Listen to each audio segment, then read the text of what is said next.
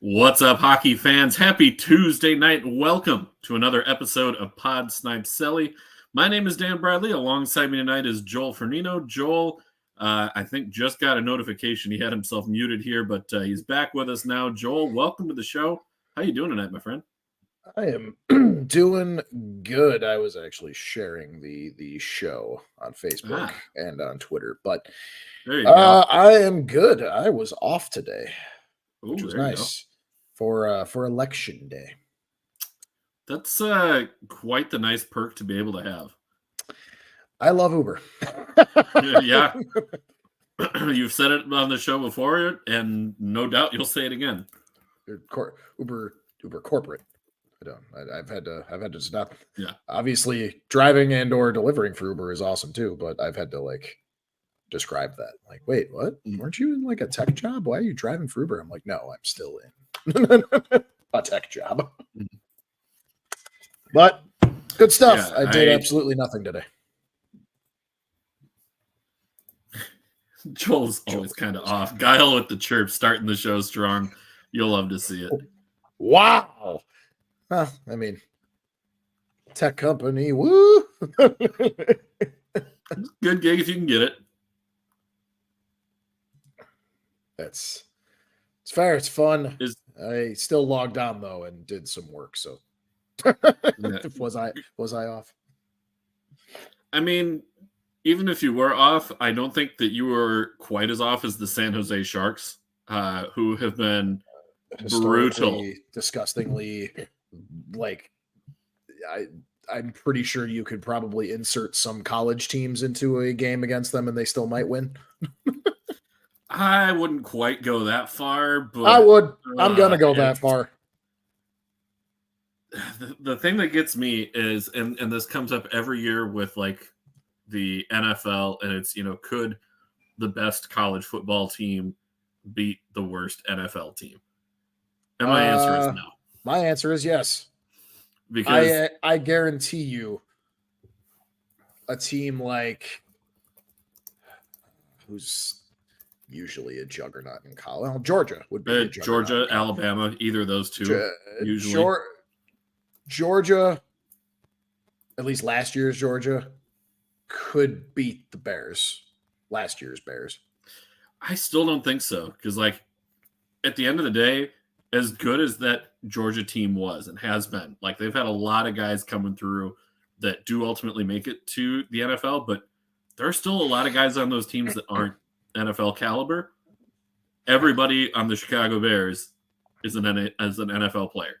I feel like it's the same way with hockey, where debatable. Velus Jones is not an NFL caliber player. I could take a cheap shot at Justin Fields right now. I'm not going to, but get out of here. I'll leave it. How's your quarterback doing? There's my cheap shot. Josh Dobbs, baby. No, there's my cheap shot. Josh Dobbs, baby. Yeah, that's fair. It's fair. That was a Kirk Cousins-esque 2-minute drill. Big time throws, big plays in big spots, get the 1-score win. I'm happy. I'm still riding high from that one. That game was a roller coaster. That's fair. And we when is Fields coming back, or is he? Suppose there's a chance he plays Thursday. Okay. Yeah. Also, give him some confidence against the Panthers, because also, how about that riveting primetime matchup we got? The Bears and the Panthers on Thursday. If the Panthers offered Bryce Young for Justin Fields 1-for-1, no, would you take that swap? Oh, I would think about it, if only for the couple more years. Bryce Young looks like garbage. Okay, have you seen how bad the offensive line is in front of him? 4 of his 5 starters, 3 years in the league or fewer. His best receiver is Adam Thielen. Which at this point in his career, he should not be a top receiver for anybody. Okay, here's my rebuttal. And his coach didn't want him. Here's my rebuttal to that. Texans are pretty much a similar situation, and C.J. Stroud is going on. There are way more weapons in Houston than there are. Yeah. No, dude. There are not. Yes, there are. All 3 of their wide receivers are names no one's ever heard of. If you didn't hear Nico Collins coming into this year, you weren't paying attention. Okay, he's a rookie. No, he's not. No, he's not. No. Okay, well. He's not. I had him on my fantasy team last year. For everyone. I could tell, okay, this is where this is going to go. Stroud is already showing signs with Nico Collins as the vet. For everyone on the show, before we move back into hockey, Dan, for some reason, I think was like just wronged by Justin Fields in some way in life. Maybe Justin Fields like hit your tailgate when you were in Ohio or something while he was at Ohio State. He's the guy who knocked my driver's side mirror off. Because Dan, no, he wasn't, but Dan might not hate someone on this earth more than he hates Justin Fields. And it was just proven. It was just proven by saying you would trade 1-for-1 Bryce Young for Justin Fields. I do not hate Justin Fields. Yes, you do. I think he is the most talented running back on the Bears roster. I do not think that he is an NFL caliber quarterback. More hatred. I just don't. What did he do to you, and what can he do to make it up to you? He be better. That's how he can make it up to me. Be better. He's still better than quite a few quarterbacks in this league. I don't know, man. We'll see when he comes back.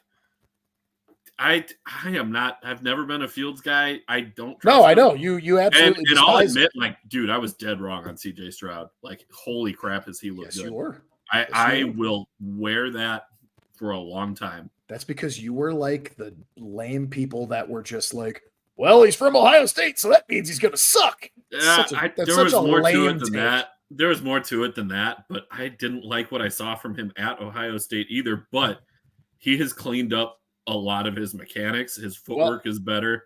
Well, accuracy's always been there. My segue from this is Fields has more to prove. And if not, we're going to be drafting atop the league again and picking a new quarterback.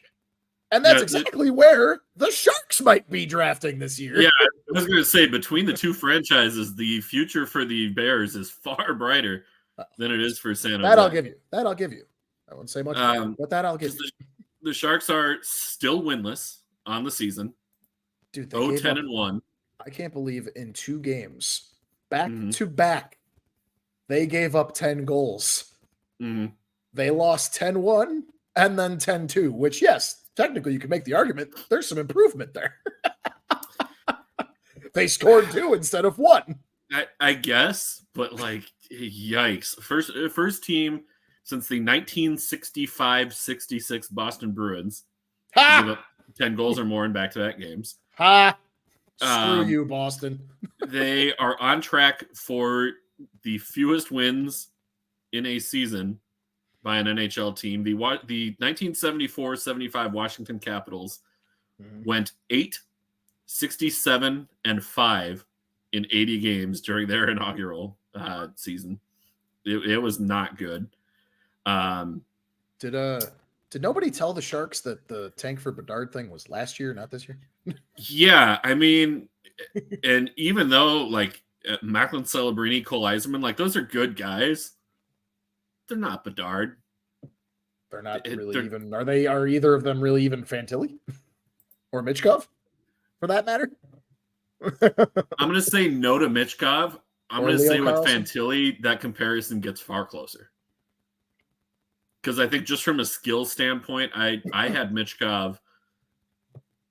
And Michkov and Bedard were in their own tier ahead of everybody else last year. And the thing that saw Michkov fall in the draft was his KHL contract has him over there for another 3 years. Which is fair. Out of that one. But if you're patient.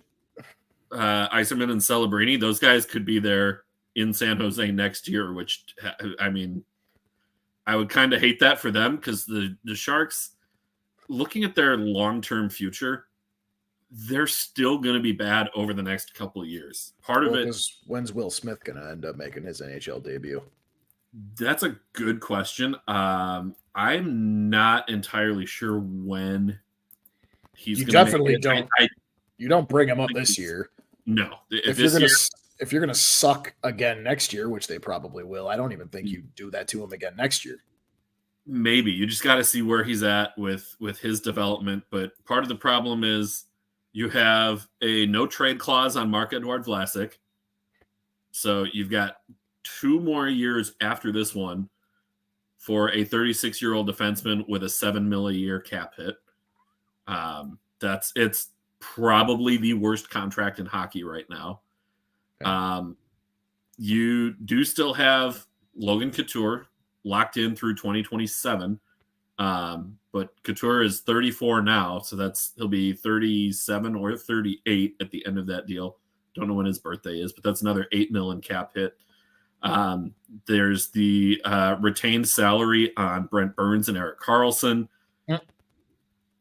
So that's it's not nearly as bad as like Parise Suter. Like it's only 4.2 compared to 14 for their buyouts, but still. You brought up Vlasic. They have about $7 or $8 million in money that is not on their roster.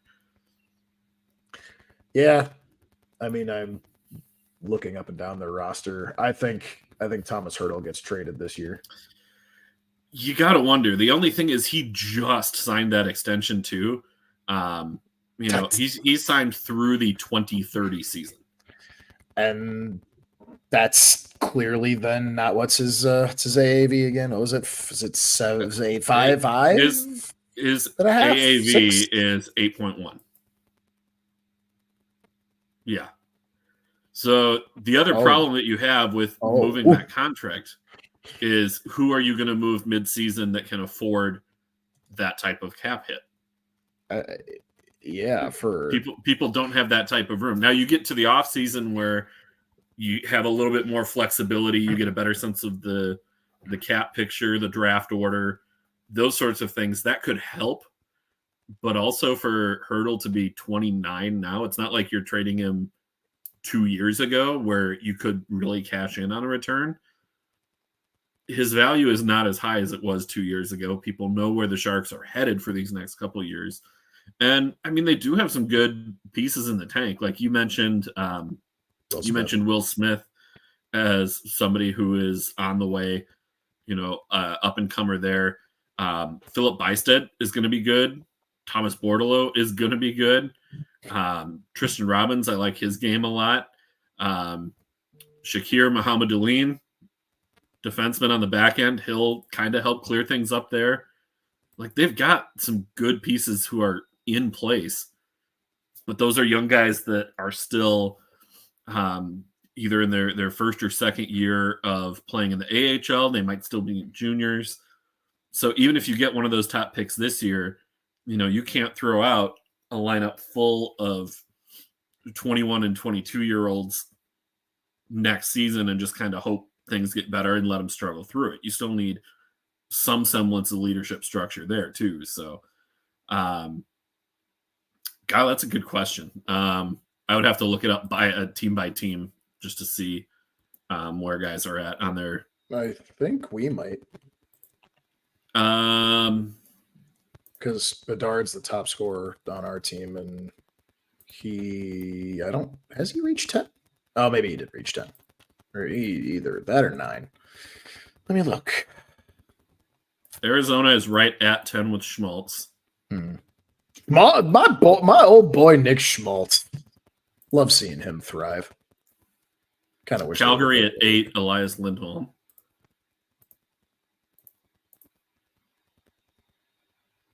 Blackhawks, Bedard at 7. Yep, there you go. See. Columbus at 9. Provorov. There's still a couple. There is. But yeah, to get back to the Sharks here, I mean, this could be potentially the worst team that we've ever seen.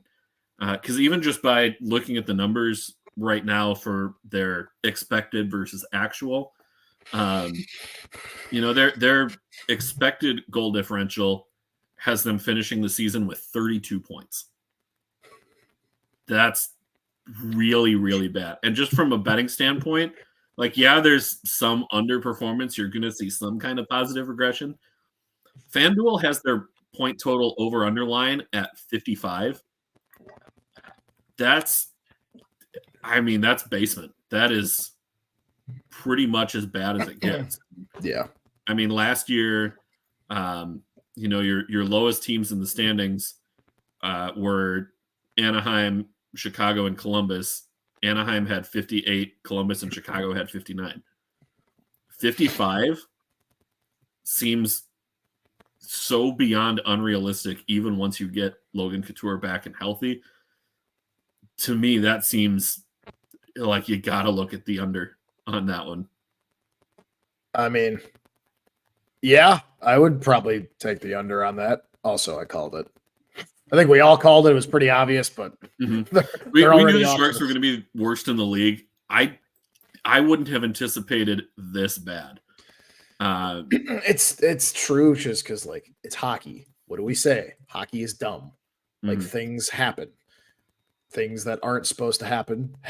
Except like, apparently in 10 goals in back-to-back games. Well, right. That's not a thing that should happen. Right. And one of the things that really stood out to me was in their game against Vancouver. They had a Vancouver player who was driving the net, scored a goal, and ran into Kaapo Kähkönen and knocked his mask off. All 5 Canucks players went over to Kähkönen to see if he was okay. Nobody from the Sharks went to go check on their goalie. Well, like that to me is such a big red flag for what the rest of the season's going to bring. Yeah, well, that's a coaching problem, though. That's a culture issue. It's a culture issue for sure. And I think, that's why you have general manager Mike Greer meeting with the players individually and as a team, trying to figure things out. San Jose does have some draft capital to look at. They have their first plus Pittsburgh's first, although the Pittsburgh one is top 10 protected. So if it falls in there, they would defer to a first rounder next year. They have their own second round pick. They also have a second from New Jersey that becomes a first if New Jersey makes the Eastern Conference Finals this year.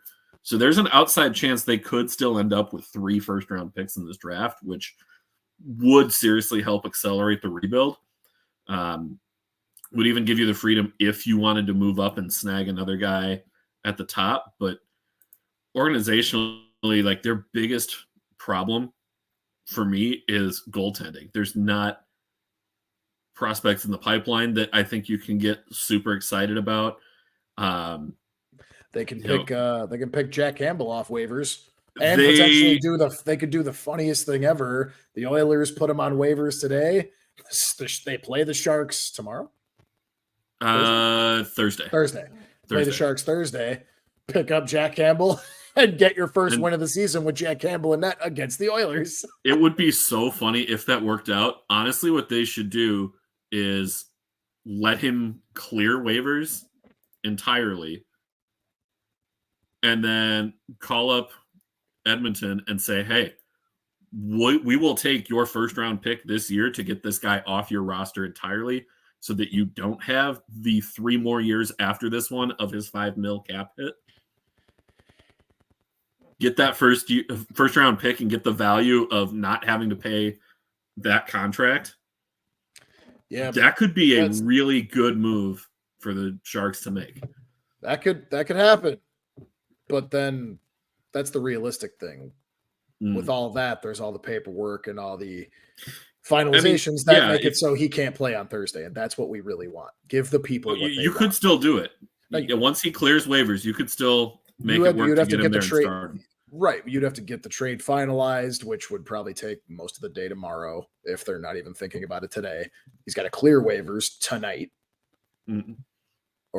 Tonight. It would be a very tight turnaround. It's still manageable, though. And even if they don't get it done for Thursday, it's still something that they may want to consider. They have some guys as well that maybe they could move out later in the year as well. Hoffman is on an expiring deal. Kevin LeBanc, Anthony Duclair, they're all on expiring deals. And it looks like, according to Cap Friendly, they're going to have about $16 million in deadline cap space. So there could be some moving parts in there. Try and weaponize your cap space while you have it. But to me, for the Sharks, like this is going to get worse before it gets better. FanDuel has betting lines for the worst regular season record. San Jose is by far the favorite, -200. The next closest team is the Blackhawks, but they're at plus 600. That's such a major percentage point swing. Yeah, I don't think we're not going to have the worst record in the league. No, I don't think so. I think San Jose is winning the sprint to the bottom. Probably picking top 5 again, but we ain't going to have the worst. It certainly could be. Minus 43 goal differential, the worst in NHL history for a team after 11 games. Good God.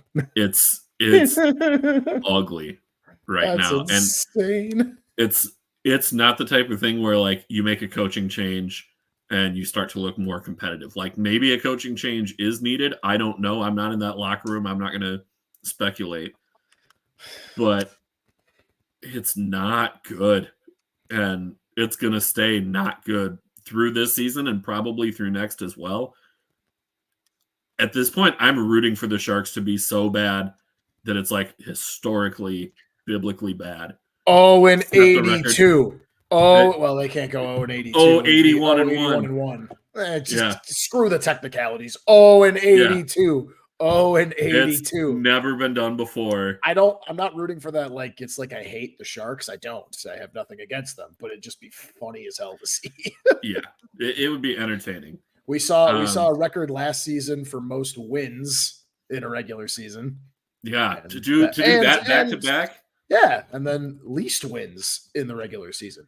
That would be the stupid hockey that we've been talking about. And the best thing about both of those historic runs is both of them would end up in the same thing: golfing after the first round.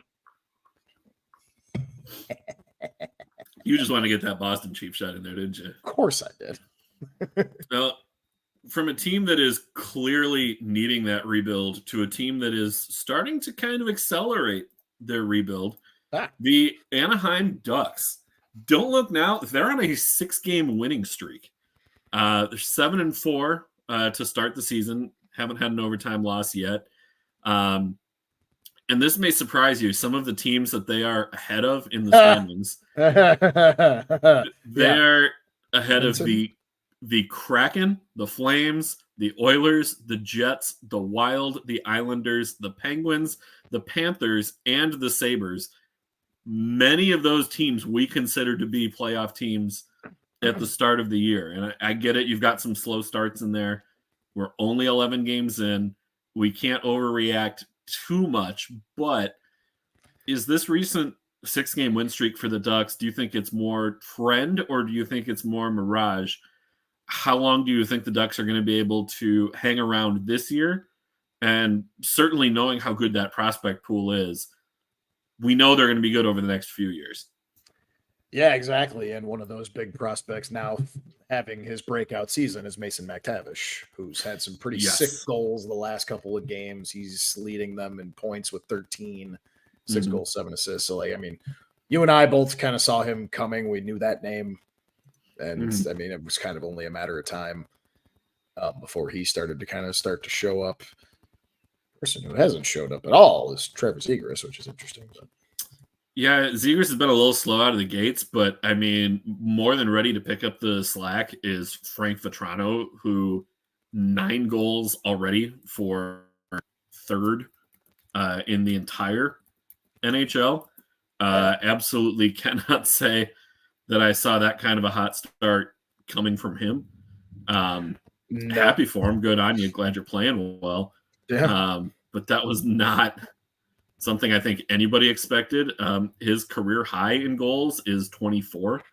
He is on track to absolutely blow that out of the water. He finished with 22 last year in 81 games. He's going to pass that by the halfway point of the season if he stays where he's at. And you've got McTavish doubling his shooting percentage. You've got Pavel Mintyukov, who is tied for the rookie lead in points. And you have Lucas Dostal, who we kind of, when we did our Calder odds, we kind of skimmed over rookie goaltenders, just knowing that with how many good rookie forwards there are, plus a couple good defensemen, Mintyukov and Luke Hughes. Along with Devin Levi in the goaltender category. Levi was the only goaltender that we really mentioned in that conversation. Lucas Dostal needs to start getting some Calder love and respect. He'll get more very games well. he'll get more games when John Gibson gets traded because I still think that's coming. It certainly could. I don't know. I mean, Gibson's value is not what it was 2 years ago, 3 years ago, but he has looked a lot better this year than he has either of the last two as well. Numbers still not great, not like what you think of for John Gibson, but they've been solid. Yeah, exactly. And any team that needs a goaltender for a playoff run is willing to overpay. So it doesn't really matter what he's trended over the last couple of years. Looking at you, Edmonton. Okay, well, I don't know. Is it too early for me to just change my Stanley Cup pick? I don't know where that's going. I don't know if it's early enough into the year you can still get away with it, or if we're too far into it to be like, I need to pivot. But Connor Bedard has 2.5 times more goals than Connor McDavid. Look at me. I'm the Connor now. Yeah, okay, buddy. Okay. You can keep running with that one. I'm joking, Ducks, but yes, if you're gonna looking at the Ducks. No. You mentioned looking at the Ducks. Do you think this is something that they're going to be able to sustain over the rest of the season? Do you think they're not contention for division title or anything like that, but could they be a playoff bubble team? Are they a team that's going to stay hot until about the trade deadline and then fall off? No. Because looking at their wins, they rattled off 4 straight road wins. They beat Columbus, Boston, Philadelphia, and Pittsburgh, all on the road. Then came home and beat Arizona and Vegas. It's not like there's some not so great teams in there, but there's some really solid teams in there as well. I don't know what to make of this Ducks team, whether I'm ready to buy into them as legitimate playoff. Can they make the playoffs? But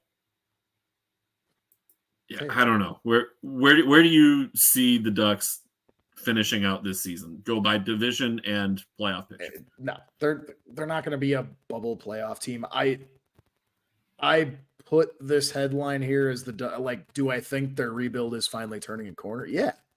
They're taking that step forward that we expected last year.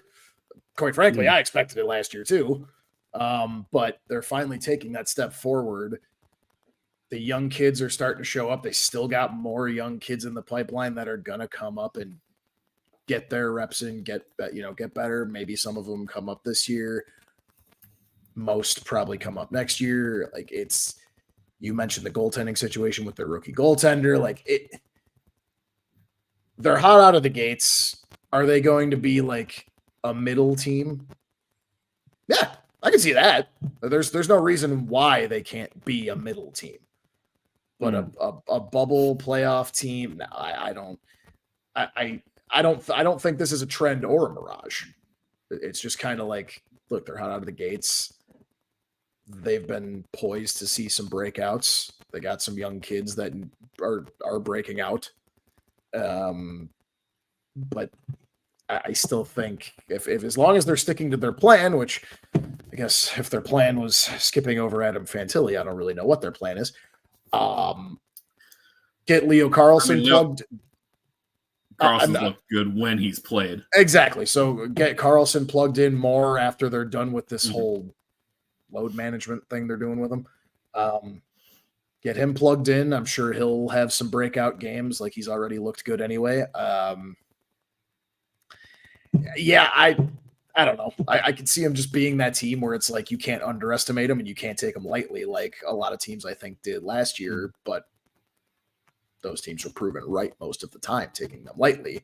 They had a couple of those wins last year though, where it was they won I forgot who it was against. I remember it was against the team, not I think it was a bubble playoff team playing them middle of the year, I think, and it was oh, well, this should be an easy win, and they the Ducks won 7-2. I was just where the hell did this come from? This year, I think we'll see more of that, more of those. They're going to win more games. Don't underestimate them, and don't think that they're the automatic money line pick against them and you're going to win type of thing. They're finally turning a corner, but I still think they got some work to do, and that's okay. Yeah. Wait, what was HP's comment? Just think what will happen once Zegers. Well, right, exactly. Yeah. So like once Zegers gets going, yeah. Question here from Guile. Who was the last team that went 11 games without a win? Going back to the Sharks. I'm pretty sure Philly had a 12 gamer last year, and Buffalo had 2 seasons ago, I think it was 17 or 18 losses in a row. That sounds right.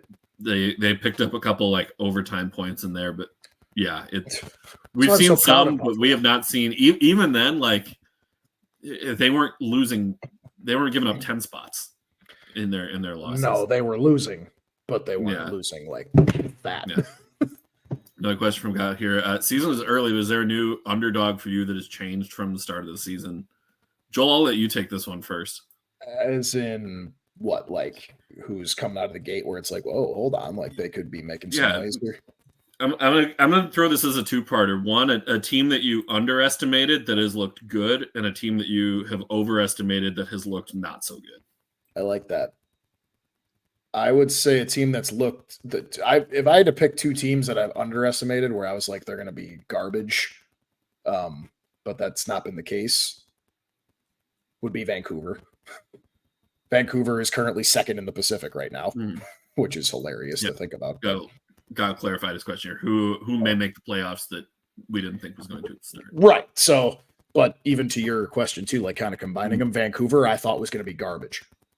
And they're, like I said, they're right behind Vegas and ahead of LA, who we both, well, I know you were really riding their train, but I'm so in on.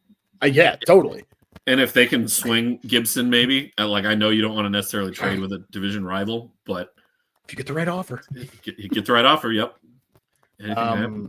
That and this doesn't fall under me thinking they were going to be garbage. I just didn't expect them to be this good this soon. The Red Wings, they're right behind. They're right behind Boston in the Atlantic.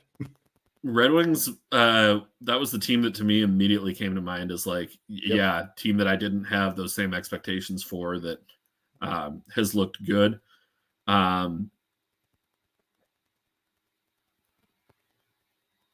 Let's see. You're trying to think of another one. Arizona, I think has looked really solid out of the gate.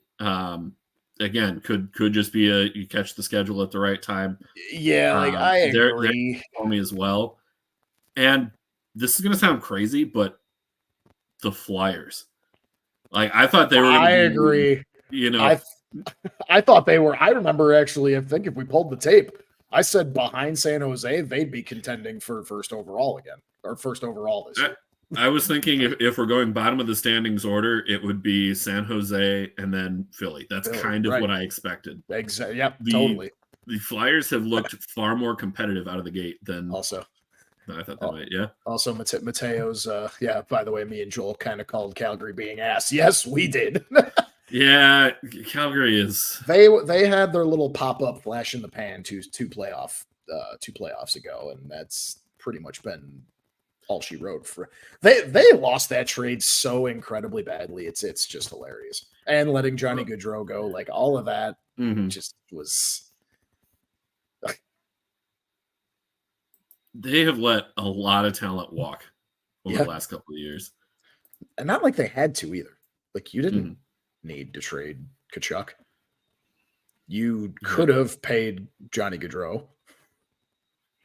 The biggest problem is they paid Markstrom, and Markstrom has not been the player who. Markstrom is 1-6-1 this year, 897 save percentage, 303 goals against. And by save percentage and goals against, he's not the worst goalie on that team. He pulled a NFL QB contract. Once he got the bag, he just kind of stopped playing.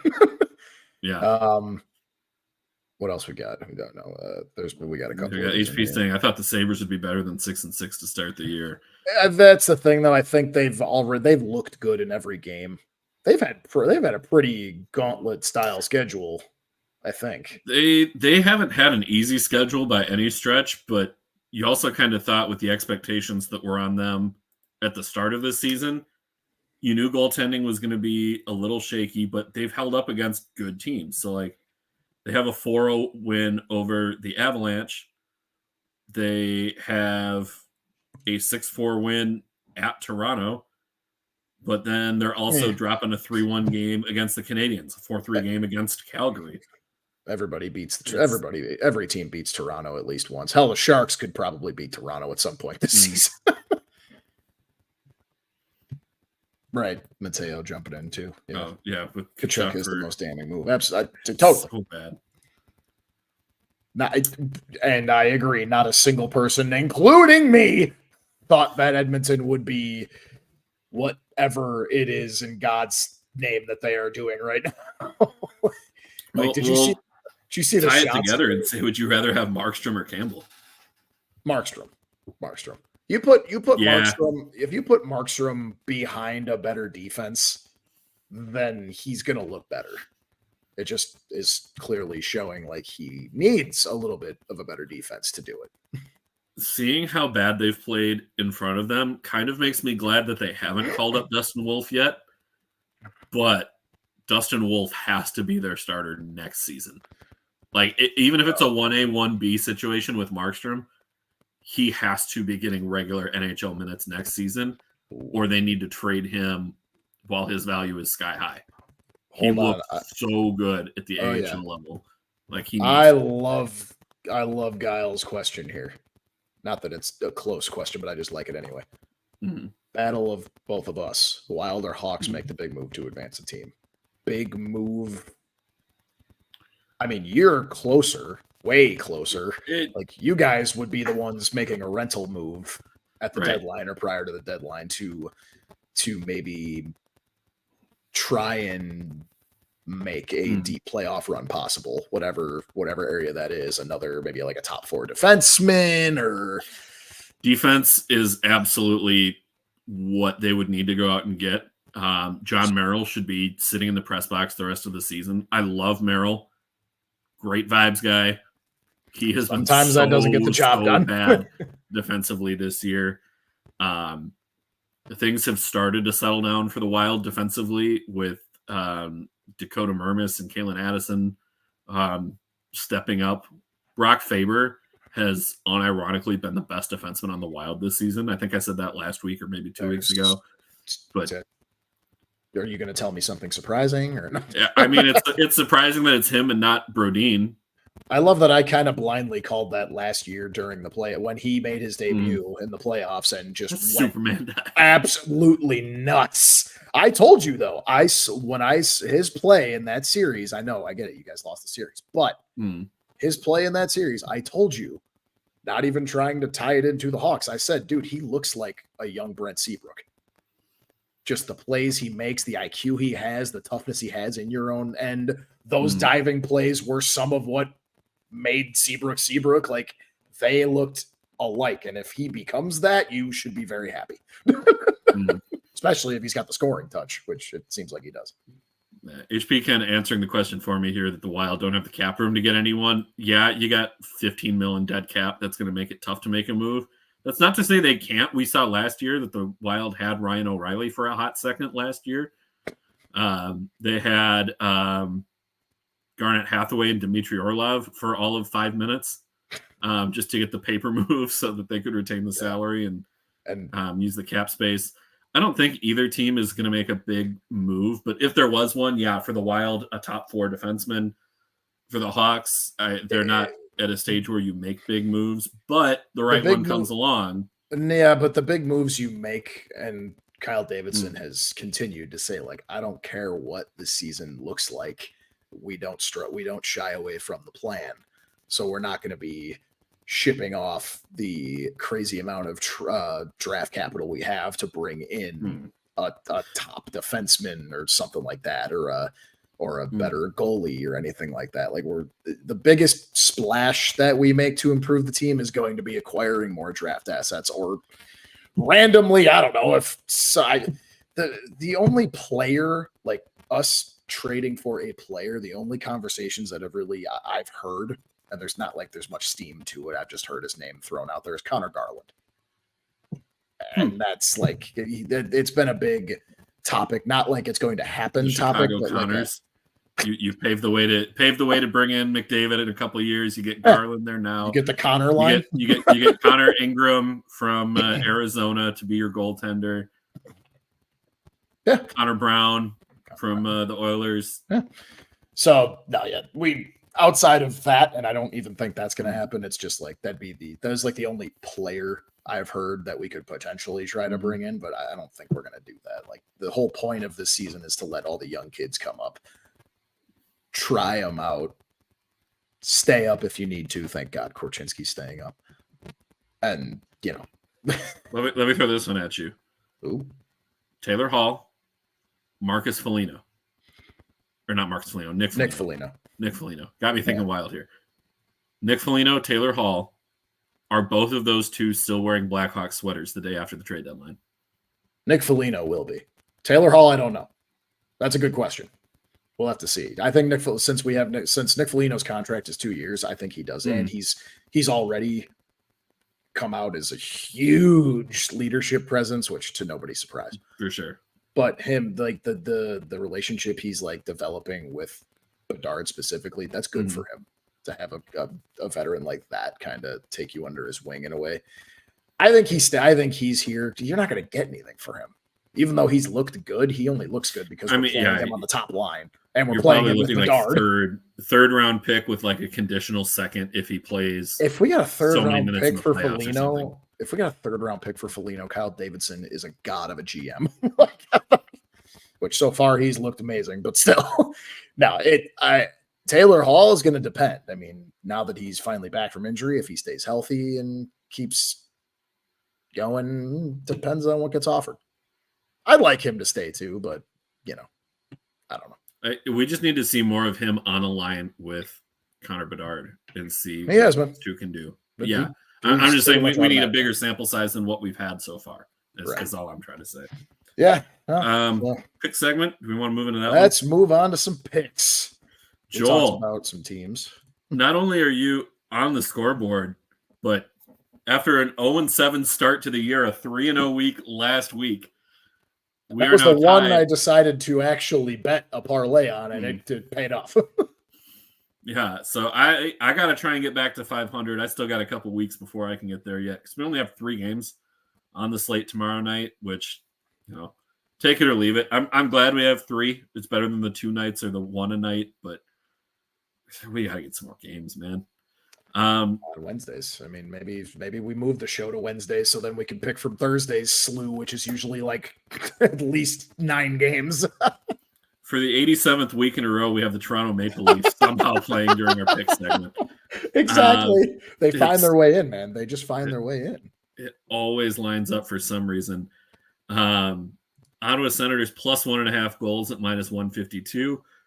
At the Maple Leafs on the puck line, minus 1.5 at plus 126. Joel, who you got here?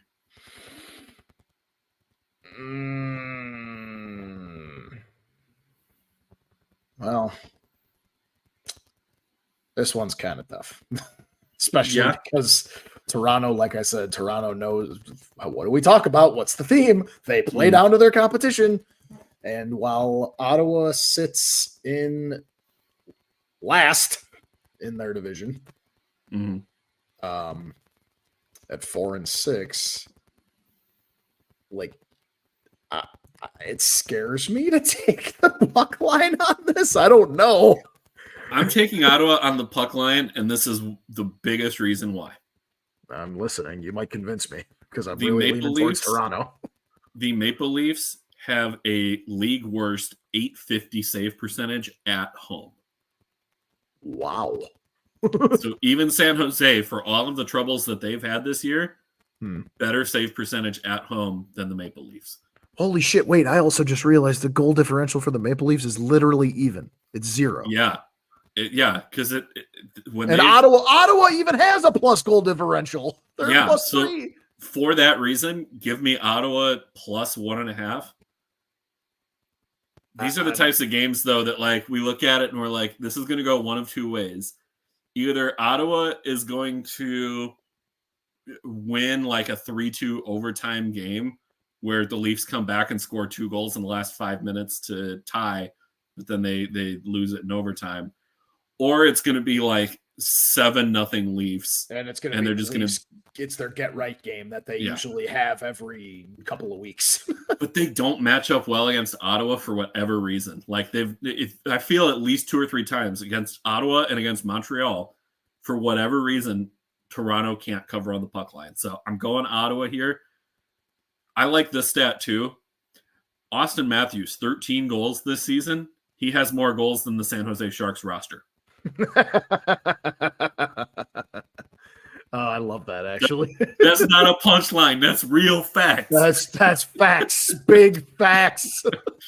So are we both taking Ottawa here, or are you going to lean into Toronto? No, you've convinced me. Okay. I both think, going Ottawa.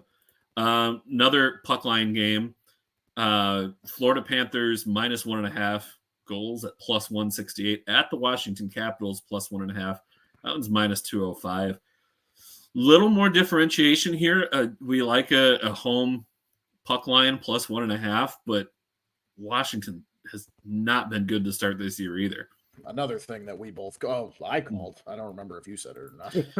I said they weren't going to be a playoff team. They were going to be bad. I didn't anticipate things were going to get this sour this quickly. And yeah, they've been dealing with quite a bit of injury.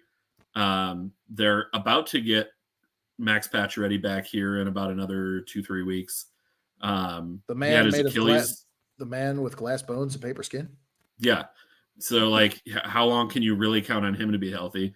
You have Nicholas Backstrom, who announced that he's stepping away from hockey to focus on his health. He's on injured reserve. Yep. Had hip surgery, has back problems. Like, I would be stunned if he's ever playing in the NHL. I think we might have seen his last game in a Capitals sweater and probably in the NHL. Mm-hmm. Yeah, he's been out. Trevor Van Riemsdyk's been out. Nick Dowd has been out. Kuznetsov was absent from yesterday's practice. He's sick. Caps are banged up, man. Well, he can't do it himself. It's tough. Yeah. It's tough for me. Like Panthers -1.5 at that plus, that kind of really high plus money there is tempting because it seems like it could be an easy cash there, but like if you didn't watch over the weekend, we beat the Panthers 5-2. We beat the brakes off of them. So like, what Florida Panthers team are we going to get? Are they starting to turn into the Maple Leafs now, where we don't know what team we're going to get against the good, mid, and bad teams with it when it comes to them? Like, what's happening here? And Florida too. Where are they at? What's their record looking like? Well, you're looking that up. I want to read off what is truly a crazy stat to me. Because we had earlier this year, we had Alex Ovechkin for the first time in his career go back-to-back games without recording a shot on goal. Wow. Which is that alone is bananas. He has the same number of goals this year as Sonny Milano. He is 1 goal behind Tom Wilson, and he has 4 fewer goals than Dylan Strome. So yes, it's a Father Time may be catching up with Ovi. I hope he turns it around and figures it out, but yikes, it's a struggling start for Ovi. He's not on the best team. Like at this point, no, he's not. At this point, I don't care about finishing your career with the same team. Trade him to a better team so he can break Gretzky's goal record. Please, dear God. Like Gretzky wants to see it himself. He has gone on record and said it countless times. He wants to see it happen.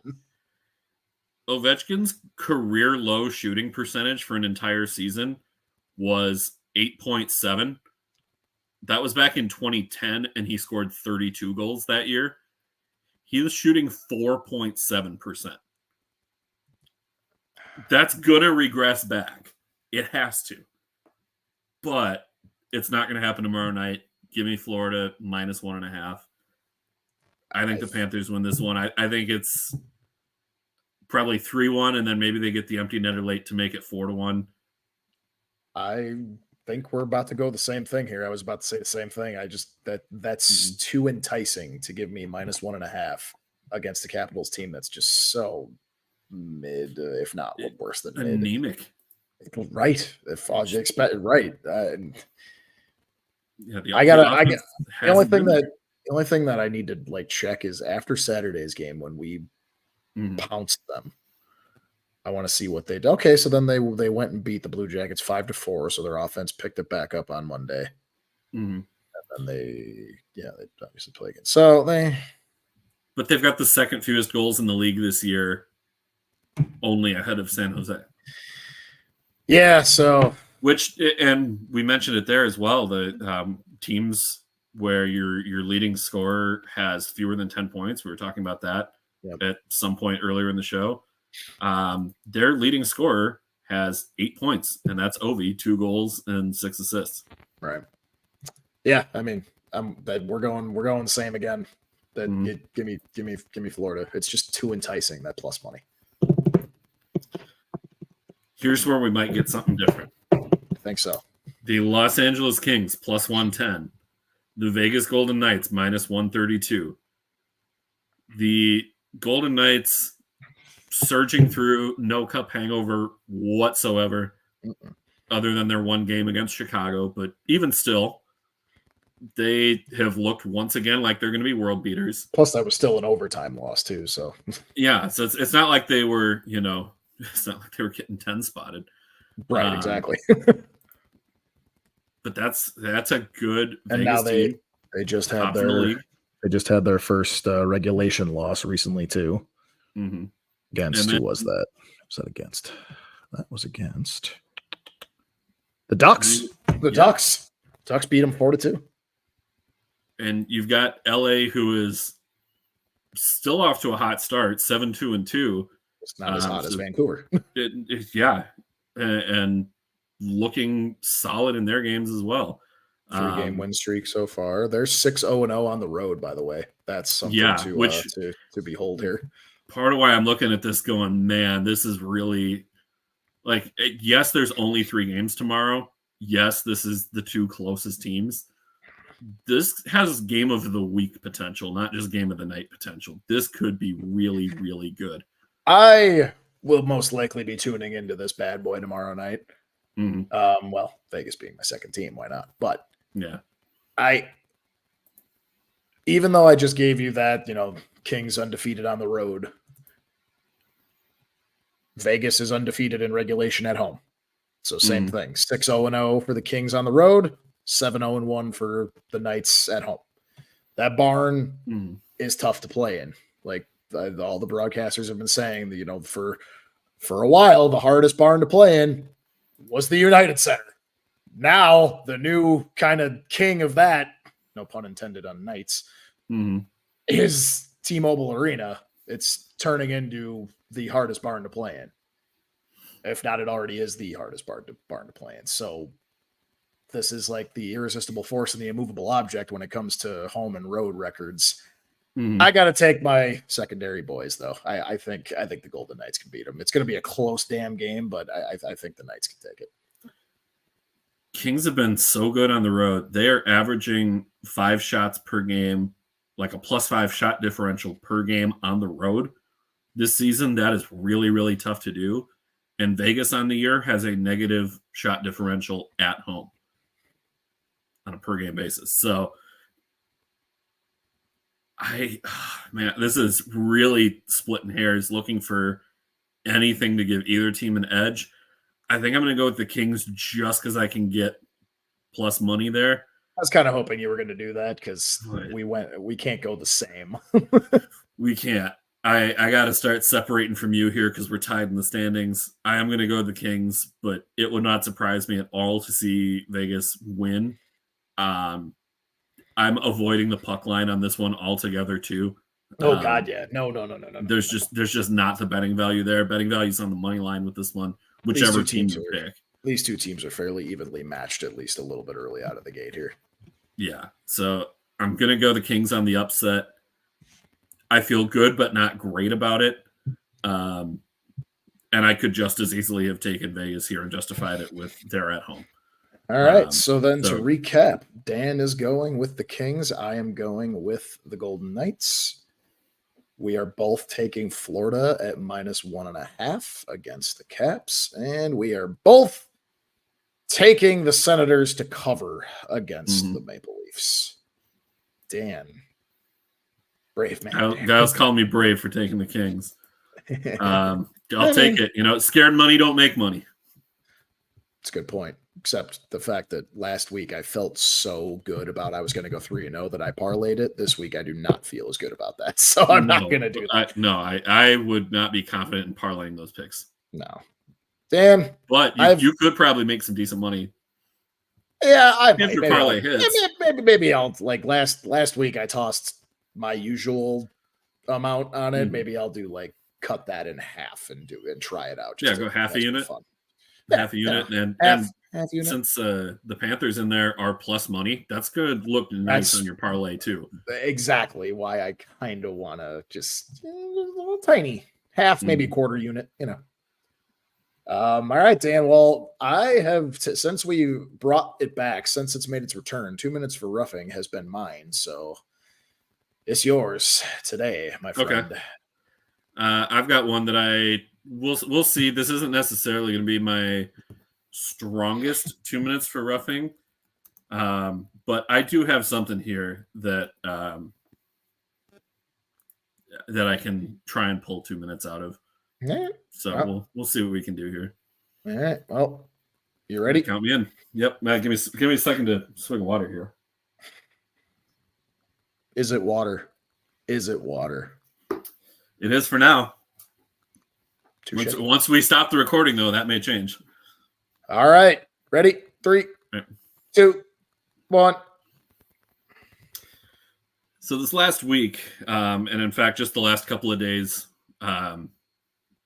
overall, there has been a lot of news out of Joel, our alma mater, Bradley University, where I know where you're going with this. They have I saw this discussed cutting 20 different academic programs to make up for a $13 million budget shortfall.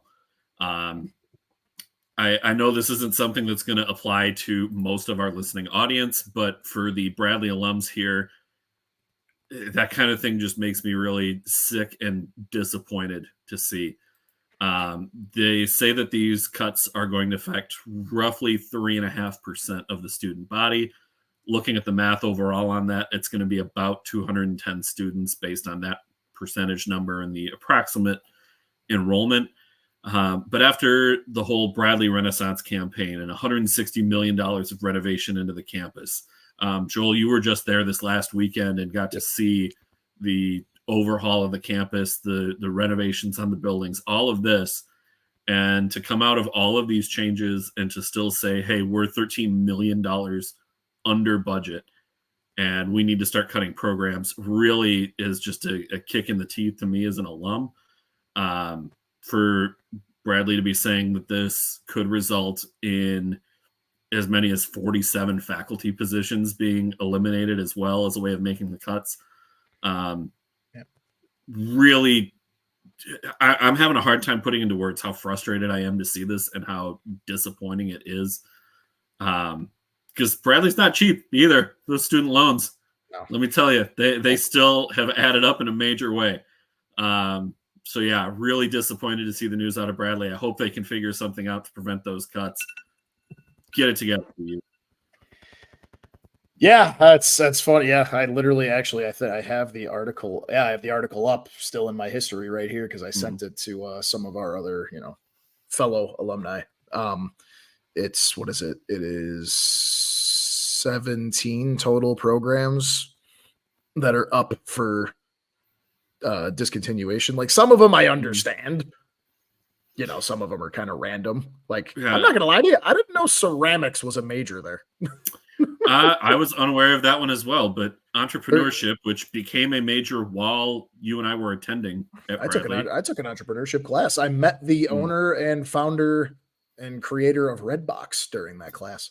And that they're going to discontinue economics, French, mathematics, philosophy, and physics. Actuarial science as well. We got one of our buddies who does that. Yeah, it's not that these are necessarily big majors per se. Like they said, only 3.5% of the student body, but those are still some of the majors that set Bradley apart and make Bradley Bradley. So yeah, no, I totally agree. And I mean, yeah, like we were just there this past weekend, finally got to actually, like, I've been there a couple times since the Convergence Center was built and completed, but it hasn't been open. This past weekend, there was some debate team thing going on at Bradley, so they're holding a speech tournament. Yeah. And which Bradley does very well at, by the way, like one of the best speech teams in the country. They are the Alabama for football when it comes to speech. Yeah, Bradley is to speech as what Alabama has been to football. But they were doing something, and it was all in the Convergence Center. So we got to actually go in and walk around, give ourselves a little tour. That building is incredible. Yeah. So I've just seen the pictures of it, and it looks sweet. It's sick. I mean, they even have like a little stock ticker, like a fake little stock market ticker going around because of the what, for people that don't know, they tore down the business, marketing, and entrepreneurship building and also tore down the main engineering building and combined them all into one massive, insanely cool building. So, yeah, it sucks to hear and see. Hopefully they can get something figured out. I mean, maybe even if you can't have a 0% of those deleted, at least, pick and choose the ones where you're like, all right, we can definitely live without this one, and try to keep some other ones in there that are a little more important, and you just toss it in there because it might save you a buck type of thing. Even if that's the case, that'd be nice. But yeah, Bradley's got a big place in my heart and your heart too. So yeah, I don't want to see them fail at all. I don't really care about the money they've taken from me. It was worth every penny, but I'm also not going to donate any extra money.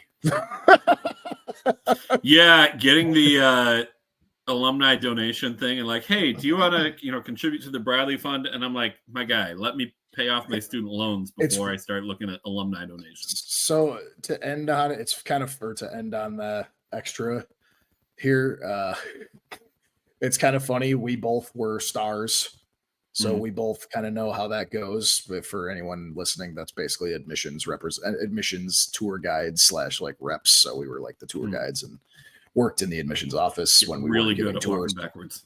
Oh yeah, and I definitely gave some of my best tours hungover. I'm not going to lie to you.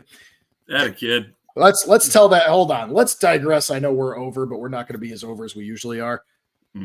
One of my hilarious proud moments. I say hilarious proud because it's like, you're proud of this? Well, yeah, a little bit. I gave a tour one morning after a kegger. This wasn't even it's not like a frat party kegger or anything. This was just a kegger that our friend would throw at his apartment over on Main Street, Commons.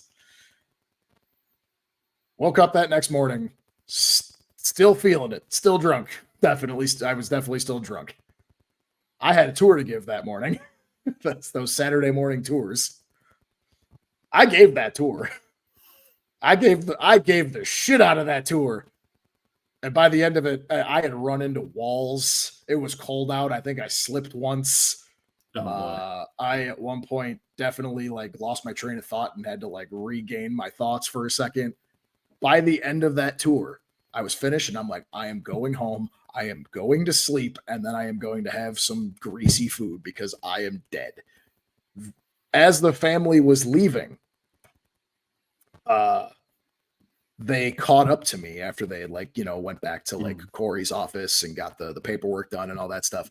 And they ran up to me going to their car, and they're like, oh, we just wanted to come and catch you and say thank you again. I'm like, oh yeah, no. The Hortsport oh yeah, no problem. It's all good. I wasn't actually by that point. Not quite, but yeah. By that point, I was not drunk anymore, but I was still drunk when it started for sure. And I clearly everything I gave still worked, and my brain was on autopilot, even though I was dead tired, because they were just like, we just want to thank you because we were really so undecided, and it was stressing him out so much, or her. I think it was her. It was stressing her out so much, and your tour put us over the edge. We just committed to Bradley. I'm like, that's amazing. Shook their hands. I think I gave the kid a hug, and As I'm walking away, I just gave myself a little fucking nailed it. And you went back to your dorm and you slept the rest of the day. Apartment, but yes. Yep. But anyway, How she goes. we've my point of that story was we were in there, and what we would have to do is make calls to people. So anytime I get those calls of like, hey, like calling the alumni looking for the Bradley Fund, I'm like, I had your job. I know what you're doing. I'm good. Yep. We all right. Next show, next Tuesday, November 14th, shall be at 8 Eastern, 7 Central. Someone didn't have that. Daylight standard time now, not daylight saving time. We're on standard time. Is that what the middle one always? I never. Yeah. Oh. Yeah. So you would see. No wonder it was always CDT or CST. Okay. This is one of my biggest. Holy shit! Why did I never know that? Yeah. People will write 8 o'clock EST, and they will write that in the middle of the summer. It's like, no, EST is standard time, EDT, Eastern Daylight Time. That's why we put ET and CT, because it's Eastern and Central. I'm about to. But when they put the S in there or the D, it's Standard and Daylight. EST is not Eastern Time. It's Eastern Standard Time, which is not Daylight Saving Time. It's different. Get it right. I could have done it 2 minutes for roughing on that, but hold on, wait. I gotta throw this comment up before we get our send off. Got Sam chiming in. Joel, don't think I ever forget about you wearing your Vegas hat. Yeah, they're my second team, Sam. What do you want? Speaking of which, you're Sam, go back and rewatch this show because we gave some love to the Flyers earlier on. So we did. So enjoy that. Thank you to everybody who tuned in tonight. Be sure to like, subscribe, follow. We are on Twitter, YouTube, and on Facebook at Snipe Celly. Give us a 5-star rating on Apple Podcasts and on Spotify as well. Sam's gross is not in regards to our show rating, just in regards to Vegas. I agree with Guile. Maybe we might start throwing the over-unders in here. You know, we can't be the ones to bet on it, though, because we're the ones who can control that to a degree. What? Like, we can't control... We can manipulate whether we go over or under, depending on where they set the line. But if you guys in the comments want to set the show and start setting your... No. That's what he's saying, isn't he? Did you misread, or did I misread? Oh, I misread it. I thought he meant we should start adding in if we're going to bet overs or unders on the games. No, he's saying the length of time for the show. Yeah, we can't be the ones to bet on that, but if you guys want to in the comments, by all means, go ahead. So far this year, we've been the Iowa, where betting Iowa football unders is automatic money. Betting Snipe Celly overs has been automatic money. Over an hour is straight cash, and we're gonna have to start upping that line maybe to hour 10. Is that insider trading if we start manipulating that? Let's try that. I want to do it. That's the thing. I mean, we wouldn't be in any sort of legal trouble, but it would be the guilty conscience of, man, we are so close to our time limit, and we're going to stall things out. How about you send the bets, clock. Venmo the bets to us about if it's over or under, and then we'll send it back to you if you win. It's up to the comment section. We'll leave it all on you. But he's Joel. I'm Dan. Thanks for tuning in, everybody. Enjoy the rest of your night.